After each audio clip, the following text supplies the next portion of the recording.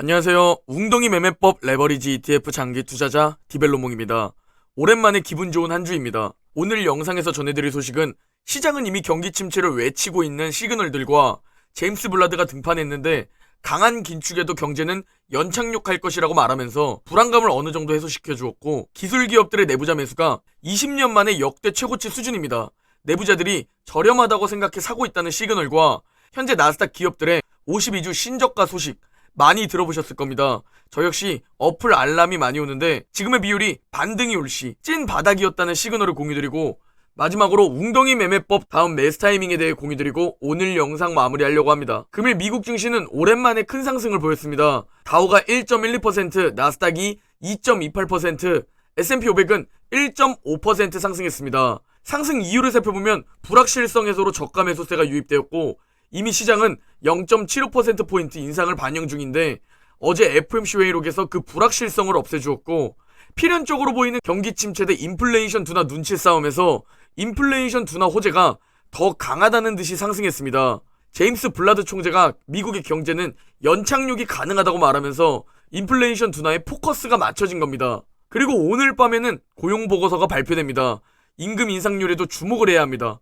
임금 상승이 둔화되면 기업의 고정비용 부담을 덜 수 있고, 그렇게 되면 기업이 물가 상승 속도를 늦출 수 있기 때문에 금리 인상 속도 조절이 가능해집니다. 지금 시장의 움직임을 봤을 때 너무 잘 나와도 안 되고 너무 안 나와도 안 되는 굉장히 깐깐한 시장입니다. 적절한 수준의 둔화를 보여야 상승하는 상황, 즉 어느 정도 침체는 알겠으니 급격한 경기 침체만 아니면 된다 라는 시각을 가지고 있는 듯 보입니다. 금일 맵을 좀 살펴보면 전반적으로 초록초록하지만 확실한 초록 섹터들이 보입니다. 먼저 먹구름이 끼어있는 반도체 섹터입니다. 상승 이유를 보면 업황은 어둡지만 삼성전자가 호실적을 내주었고, 월가에서 언론으로 이제 다 떨굴 만큼 떨궜는지 갑자기 전망을 바꿨습니다. 그리고 최근 급락했던 에너지 섹터가 유가가 다시 $100 위로 올라오며 급등했습니다. 미국 10년물 국채금리는 다시 3% 위로 올라왔습니다. 여전히 현재 10년물과 2년물, 즉 장단기 금리 차는 역전되어 있고 경기 침체를 바라보는 상황입니다. 금일 공포지수는 28입니다. 현재 시장은 이미 경기 침체를 바라보고 있습니다. 여러 가격들과 지표를 보면 알 수 있습니다. 먼저 구리는 6월부터 급락을 보이며 최근 10년 동안 가장 큰 분기별 하락을 기록했습니다. 왜 구리가 경기 선행 지표 역할을 하냐면 건설, 가전제품, 전기차를 포함한 굉장히 많은 분야에서 사용되기 때문입니다. 추가로 달러 인덱스 역시 2002년 이후 최고치를 기록 중이고, 아까 언급했지만 장단기 금리차는 올해 종가로는 두 번째 역전 중 장중으로는 세 번째 역전된 상황입니다.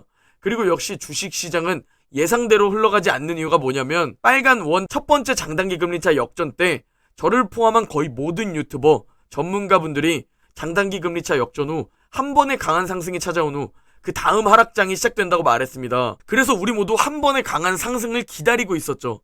그러나 시장은 예상대로 흘러가지 않고 단 한 번의 기회도 주지 않고 그대로 흘러내렸습니다. 거기에 역대급으로 강한 노동시장 역시 슬슬 느슨해지기 시작한 것으로 보입니다. 이런 상황에 시장은 생각보다 강하게 긴축을 하지 못할 것이라 생각하며 올해 말 3.5%까지 금리가 인상되고 그 이상으로 올라가기는 힘들다 라고 판단하고 있습니다. 즉 연준은 이 이상 금리를 올리면 경제가 버티지 못한다고 판단하는 듯 싶습니다. 추가로 인플레이션 둔화 신호가 포착되면 생각보다 금리를 안 올릴 것이고, 경기 둔화 신호를 보고 다시 인하할 수도 있다 라는 생각을 가지고 있습니다. 그렇지만 우리에게 넘어야 할 큰 산이 남아 있습니다. 바로 실적 발표입니다.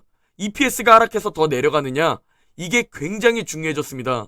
차트의 분기별 부정적 EPS 가이던스를 봐도 조금씩 높아지고 있는 추세입니다.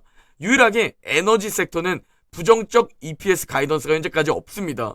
비관론자, 폭락론자들이 말하는 게 실적 발표 때 EPS 하락이 있을 것이고, 그러면 밸류에이션에 다시 맞춰보면 결국 S&P 500은 3,000에서 3,400은 찍어야 한다, 거기가 찐 바닥이다 라고 말하고 있습니다. 그러면 우리 개인 투자자들이 생각할 때 저 EPS 하락이 다 끝나고 들어가야겠네 라고 생각할 수 있지만, 주식시장은 절대 그렇게 쉽지 않습니다. 하늘색 선의 EPS가 하향되고 바닥을 찍으러 갈 때 남색 선의 주가는 무려 9개월 전에 미리 바닥을 찍고 상승을 시작하고, 실제로 EPS 하락이 바닥일 땐 주가는 이미 다 말아올린 후라는 겁니다. 결국 확인하고 들어가면 하락 때 들어가는 것보다 한참 늦어 있다는 소리입니다. 그러면 현실적으로 개인 투자자가 할 수 있는 최선이 무엇일까요?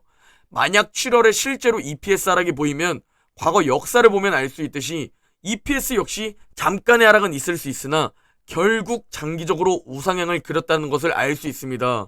투자 원칙을 가지고 이때 분할 매수해야 한다는 것을 알 수 있습니다. 빨간 원을 지나고 매수하면 이론적으로는 가장 좋은 타이밍 같지만 선 반영을 하는 주식시장에서는 이미 다 상승한 뒤라는 겁니다. 그리고 어제 제임스 블라드 총재가 금리 인상과 인플레이션에도 올해 미국 경제 성장은 지속될 것이라며 경제 연착륙을 주장했습니다. 그러면 이제 여러분들은 또 의문이 드실 겁니다. 아니 얼마 전 GDP 2분기 연속 마이너스 1을 기록하며 사실상 경기 침체에 들어섰다던데?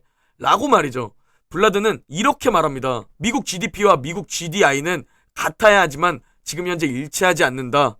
GDP는 국내에서 생산된 상품과 서비스의 총 가치를 뜻하고 GDI는 국내에서 벌어들인 소득의 총 가치, 즉 국내 총소득을 뜻합니다. 이 GDP와 GDI가 같아야 하지만 현재 불일치하다.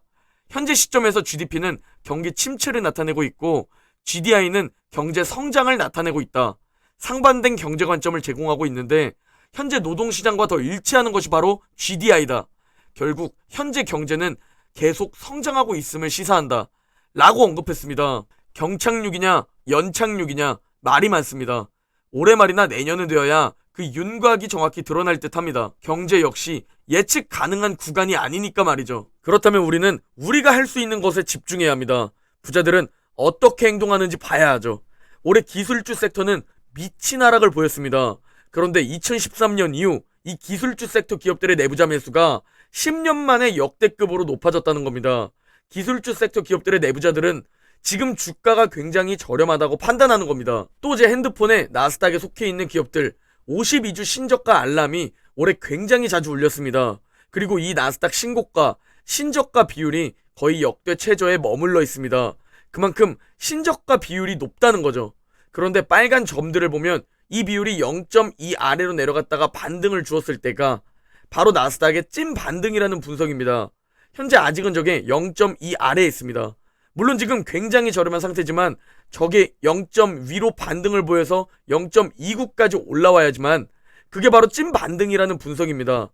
이 비율이 0.1을 하회한 후 반등해서 0.29가 되었을 때를 백테스트 해보면 1982년 이후 총 7번 발생했었습니다. 1년 뒤 수익률은 39.58%였고 6개월 이후부터는 7번 모두 수익이었다는 겁니다. 즉 이때를 찐 반등으로 생각해보자는 분석인데 현재 0.2 밑으로 내려간 상황이지만 아직 반등하지 못한 상황입니다. 이 비율도 잘 살펴봐야겠습니다. 제가 계속 여러 지표들과 과거 통계들을 살펴보면 확률적으로 내년에 상승을 보여줄 가능성이 높아 보입니다. 그러나 주식시장에서 100%는 없기 때문에 우리가 원칙을 가지고 시간을 활용해 투자하는 겁니다. 성희름님과 컵냥님 그리고 동느님의 댓글입니다. 이 세 분 댓글의 공통점은 바로 10년, 20년, 30년이라는 즉 시간입니다. 무조건 시간이 동반되어야 합니다. 투자에서는 시간이 동반될 수밖에 없습니다. 단기적으로 돈을 벌 것이라는 생각을 버려야 합니다. 100세 시대에 10년 투자해서 50년, 60년 편하게 살 수 있으면 무조건 해야 하는 거다라는 댓글과 주식이 아니라 1주택 부동산을 샀다고 생각하자. 그리고 동느님은 10년이 아니라 20년, 30년 할 거라고 합니다. 인간에게 시간이라는 것은 거의 유일하게 공평하게 주어지는 겁니다. 그리고 이걸 얼마나 노련하게 관리하느냐에 따라 일이나 공부의 성과뿐 아니라 삶의 여유까지도 크게 달라지는 겁니다. 내가 만약 이번에 패닉세라거나 겁먹고 현금만 들고 있다면 몇 년 만에 찾아온 골든타임을 놓치고 내 소중한 인생의 몇 년을 낭비할 수 있습니다. 그러나 확신과 분할 매수 없이 그냥 몰빵 매수하면 그 역시 소중한 인생의 몇 년을 낭비할 수 있습니다. 지금 7월 8일 금요일 오늘은 하루로 바라보면 그냥 평범한 반복된 삶일 뿐입니다. 그러나 이 오늘이라는 평범한 날이 우리가 꿈꾸는 미래로 통하는 가장 소중한 시간이라는 겁니다. 내가 매일매일 어떻게 살고 무엇을 어떻게 하느냐에 따라 투자, 삶, 건강 모두 방향이 달라질 겁니다. 그러면 기회를 살리기 위해 투자에서 나에게 필요한 건 뭘까요? 바로 투자 원칙입니다. 그게 감정적인 매수와 매도를 막아주고 그게 현금 비중을 유지할 수 있게 해주기 때문에 이런 기회를 살릴 수 있는 겁니다. 그게 저에겐 웅덩이 매매법입니다. 이게 현재 제 현금 비중을 30% 정도 유지시켜 주었습니다. 먼저 나스닥 두배 레버리지 QLD 일봉 차트입니다. QLD는 3월, 4월에 4차 매수 타이밍이 왔었고 계속 관망 중이었습니다. 그리고 현재 21선 위로 올라왔고 이제 하락해서 21선에 닿으면 1차 매수 타이밍입니다. QLD의 21선은 45.79달러입니다. 45.79달러에 소액 매수 걸어두시면 됩니다. 다음은 S&P 500 두배 레버리지 SSO입니다. SSO 역시 QLD와 마찬가지로 3, 4월에 4차 매수를 진행했고 지금 21선 소액 매수를 기다리고 있습니다. 하락을 보이면서 21선에 닿으면 소액 매수하면 됩니다. 21선의 가격은 47.69달러입니다. 다음은 반도체 두배 레버리지 USD입니다. USD 역시 3, 4월에 4차 매수를 진행했었고 현재 USD는 근접한 매수 타이밍이 아직 없습니다. 급락을 보여서 RSI가 30 아래로 내려가거나 주가가 21선 위로 올라갔다가 내려오며 만나야 합니다. 저는 매도 기간을 따로 설정해 두지 않았습니다. 최대한 오래 보유하는 전략입니다. 그리고 제 나이에 이 웅줍 구간은 너무 고맙다고 생각합니다.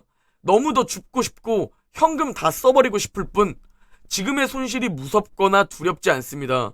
장기 투자를 선택했고 우상향을 확신하기 때문이죠.